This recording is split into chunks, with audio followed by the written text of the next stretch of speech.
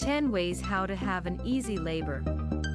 Greetings and welcome back to my channel, everyone. If you would like to get additional weekly updates on pregnancy and related topics, remember to click subscribe. Get plenty of rest before going into labor, as this can help you feel physically and mentally prepared.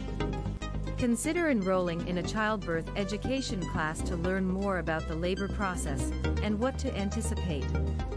Stress and anxiety can make labor more difficult, so try to remain calm and relaxed throughout the process.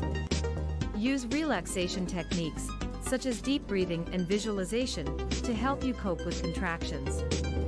To maintain your energy level during labor, drink plenty of water and consume quick, healthy meals.